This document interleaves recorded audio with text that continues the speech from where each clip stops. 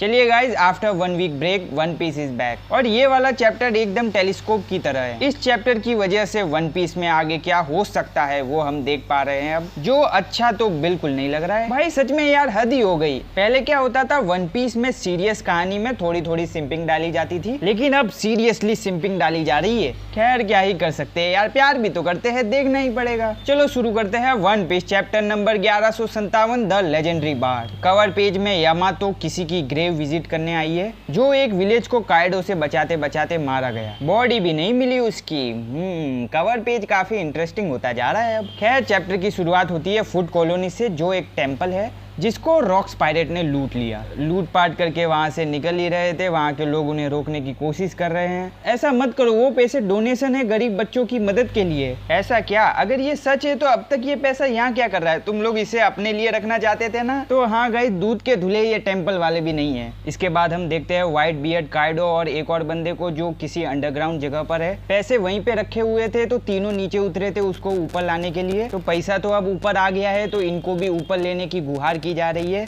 लेकिन भाई इसी की लिफ्ट नीचे डालने की जगह बॉम्ब ही डाल देता है, ताकि तीनों वहीं पे ले जाए और सबका हिस्सा बढ़ जाए। बाकी रॉक्स पायरेट टेंपल की एंट्रेंस से निकलने ही वाले थे, लेकिन कोई भी चीज इतनी आसानी से नहीं मिलती। पूरे टेंपल को सील कर दिया गया है, अब कोई भी बाहर नहीं जा सकता। लेकिन तभी पूरा आइलैंड हिलने लगता है, अर्थक्वेक आ चुका है वहाँ पे, या फिर मैं कहूँ लाया गया है व्हाइट बियर्ड के द्वारा अपने ट्रेमर फ्रूट की पावर से। मतलब व्हाइट बियर्ड के पास गॉड वैली से पहले ही ट्रेमर फ्रूट था। खैर मेरी थियरी गलत हो गई, कोई बात नहीं, होता रहता है ये सब तो। व्हाइट बियर्ड की पावर देख के काइडो काफी इंप्रेस होता है और जेलस भी। भाई काफी सही पावर है बे ये तो। काइडो बोलता है बिल्कुल ऐसी पावर जिंदगी भर तुम्हारे साथ रहने वाली है, तो तुम्हें सोच समझ कर चुनना चाहिए। व्हाइट बियर्ड बोलता है। दूसरी तरफ जो तीसरा बंदा उनके साथ फंसा हुआ था वो पूछता है बॉम्ब किसने फेंका नीचे, मैं उसे जान से मार दूंगा। जिस पर सिकी वहाँ से दूर जाते हुए बोलता है अरे भाई मेरे, अच्छा है तू बच गया, मैं कितनी चिंता कर रहा था तेरी। ये सब बकचोदी चली रही थी, तभी मरीन भी वहां पे आ जाती है। रॉक्स तो भाई तैयार है लड़ने को, लेकिन बाकी लोग उसे समझाते हैं अभी इन सब का टाइम नहीं है, हमें निकलना चाहिए यहाँ से। लेकिन नेवी ने पूरे आइलैंड को ही घेर लिया है, इसलिए लड़ना तो पड़ेगा। इसलिए रॉक्स सबको बोलता है ठीक है फिर लूट लो सबको और डुबा दो। फिर हमें बताया जाता है रॉक्स पायरेट को फॉर्म हुए 2 साल ही हुए थे, और इस टाइम पीरियड के बीच इन लोगों ने तबाही मचा के रखी है। 16 जगहों पर रेड करके लूट लिया सब कुछ, 76 शिप्स को डुबा दिया, 14 पोर्ट्स को जला दिया, 5 टाउन्स को मैप से ही मिटा दिया और एक नेशन को तबाह कर दिया, और 3 बार इंटरनेशनल लॉ का आर्टिकल 18 का वायलेशन कर दिया, और 25 ऐसे क्राइम जिसको बताया भी नहीं जा सकता, इसलिए इरेज ही कर दिया उसको। भले ही उस समय गोल्डी रॉजर समंदर पर सेल किया करता था, जो आगे जाके पायरेट किंग बनता, लेकिन वो एरा रॉक्स के नाम से जाना जाता था। इसके बाद सीन शिफ्ट होता है एनईसी न्यू वर्ल्ड में, और ये जगह वर्ल्ड गवर्नमेंट का पार्ट नहीं है, लॉलेस सिटी। इसलिए नेवी वहाँ के लोगों को बंदी बना रहे, सभी को शिप में भर रहे हैं स्लेव बनाने के लिए, सेलेस्टियल ड्रैगन्स का शायद। लेकिन तभी हेराल्ड भी वहाँ आ जाता है, जो नेवी को अपोज करता है। इस कंट्री ने हमारी बहुत मदद की है अकाल के समय, इसलिए ये लोग हमारे फ्रेंड्स, हमारे सेवियर्स है, इसलिए अब हमारी बारी है उनका कर्ज उतारने की। मैं उनकी मदद करने वाला हूँ। जिस पर एक नेवी ऑफिसर बोलता है देख भाई, एल्बाफ को वर्ल्ड गवर्नमेंट अपना मेंबर नेशन बनाने के बारे में सोच रही है। अगर तूने हमें रोकने की कोशिश की, इसका मतलब ये है कि तू गवर्नमेंट के खिलाफ है, और फिर मेंबर नेशन बनने के बारे में तो भूल ही जाना, इसलिए इन सब से दूर रहे हेराल्ड। ये बात वो ऑफिसर एक सिविलियन को गोली मार कर बोलता है, और ये देख के तो हेराल्ड नहीं रुकता भाई, वो तो तलवार लेके कूद ही जाता है उनपे। इसके बाद क्या हुआ होगा तुम लोग अंदाजा लगा सकते हो गाइस। इस घटना के बाद वर्ल्ड इकोनॉमी जर्नल में एक आर्टिकल लिखा जाता है, किंग हेराल्ड एक्सपोज, एल्बाफ के मोनार्च ने इनोसेंट बैटलशिप को डुबा दिया। क्या वर्ल्ड गवर्नमेंट से अलायंस बनाना ये सब एक ढोंग था? भड़वों ने हेडलाइन बनाया इसको।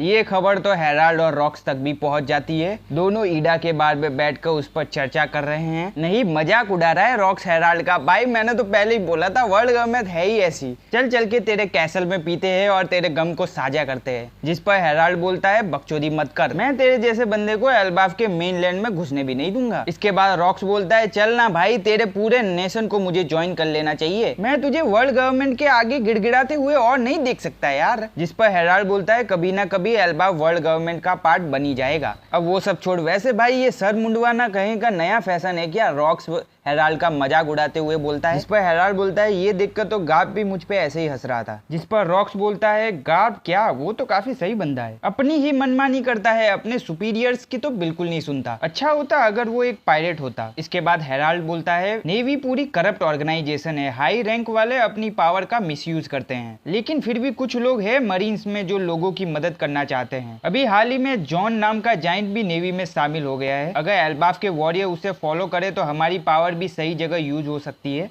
इससे लोगों की मदद ही होगी। इसके बाद हेराल्ड तो रॉक्स की बात सुन नहीं रहा है उसे ज्वाइन करने की, तो रॉक्स ईडा से बोलता है तुम्हें हेराल्ड को समझाना चाहिए, मेरे से हाथ मिला ले, इसी में सबकी भलाई है। जिस पर ईडा बोलती है मैं हेराल्ड को समझाती अगर वो मेरा बेटा होता, मैं उसे समझाती अपने दोस्तों को सोच समझ कर चुनना चाहिए। ओए ये सब मेरी तरफ देख के मत बोल, रॉक्स बोलता है। ईडा से मदद मांगना भी काम नहीं आया। भाई यार रॉक्स कितनी बार रिजेक्ट हो गया है बे। वैसे ये सब बकचोदी लोकी और हजरुद्दीन बार के बाहर बैठकर सुन रहे हैं। खैर ये वाला इतना ही था। इसके बाद सीन शिफ्ट होता है नेवी हेडक्वार्टर में, जहां पर कॉन्ग, गार्प, सेनगोकू और सुरु एल्बाफ को वर्ल्ड गवर्नमेंट का पार्ट बनाने के बारे में बात कर रहे हैं। जहां कॉन्ग बोलता है ऐसा नहीं हो सकता, जरा सोचो, सोते सोते अगर एक जाइंट रोल हो गया तो उसके नीचे दब के बहुत सारे लोग मर जाएंगे, और एक आध ने अपना टेम्पल लूज कर लिया तब तो भाई बहुत ज्यादा बकचोदी हो जाएगी। आखिर इंसान ऐसे जानवरों के साथ रह भी कैसे सकते हैं। ये बात कही है उन्होंने जिसने एल्बाफ को रिजेक्ट किया है। उन्होंने सच में ऐसा कहा? बिल्कुल, जाइंट नेवी ज्वाइन करे ये उन्हें चलेगा, लेकिन इससे आगे उन्हें नहीं बढ़ने देना है। क्या बकचोदी है ये।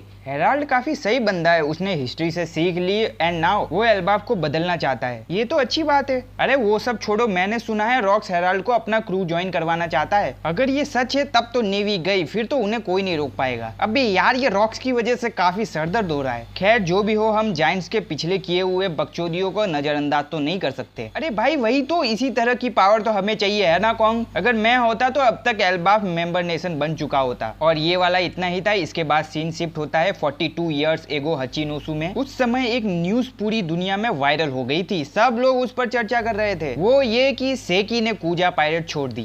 और भाई साहब ये खबर सुनते ही हचिनोसु के सभी पायरेट्स का दिल टूट जाता है। कह दो कि ये झूठ है, मैं तो बस उसे देखने के लिए समंदर में निकला था। मेरी जिंदगी का तो एकमात्र मकसद था कि मैं कब एक बार उनके द्वारा अटैक किया जाऊं। लगता है मेरे जीने का अब कोई मकसद नहीं रहा। ये न्यूज ग्लोरियोसा तक भी पहुंचती है, जो अब तक रॉक्स पायरेट का हिस्सा बन चुकी है। उसने भी कूजा पायरेट छोड़ दिया क्योंकि उसे रॉजर चाहिए। आखिर तुम क्या करने का सोच रही हो सेकी, ग्लोरियोसा बोलती है। इस पर बिग मम बोलती है क्या उसने भी अपने पसंदीदा आदमी के लिए कूजा पायरेट छोड़ दिया जैसे तूने किया था। ये प्यार की बकचोदी ने सच में वुमेन आइलैंड को बर्बाद कर दिया है। जिस पर ग्लोरियोसा बोलती है हाँ तू क्या समझेगी प्यार का दर्द, तू तो बस पॉपकॉर्न की तरफ बच्चे निकाले जा रही है। डैम 3 बच्चे तो भाई इसी पैनल में दिख रहे हैं। मैं कुछ नहीं कहूंगा इस पे, इट्स हर चॉइस गाइस। खैर छोड़ो, आगे ग्लोरियोसा बोलती है मुझे विश्वास नहीं हो रहा उसे भी लव सिकनेस हो गई, लेकिन मैं उसे कभी माफ नहीं करूंगी अगर वो रॉजर के पीछे गई तो। इसके बाद स्टूसी बोलती है हर बार वही सेकी ये सेकी वो, अच्छा है तुम्हारी नजर सिर्फ मुझ पर है ना न्यूगेट। बकचोदी नहीं, मैं तुमसे प्यार नहीं करता, अपने व्हाइट बियर्ड बोलता है। क्या कह रहे हो तुम, मैं भी काफी पॉपुलर हूँ, व्हाइट बियर्ड पर जम करके स्टूसी बोलती है। खैर इनकी बकचोदी तो ऐसे ही चलती रहती है, लेकिन कुछ समय बाद एक क्रेजी चीज होती है। हचिनोसु के किनारे कूजा पायरेट दिखाई देते हैं। इसके बाद हमें नरेटर के द्वारा बताया जाता है इन पायरेट आइलैंड हिस्ट्री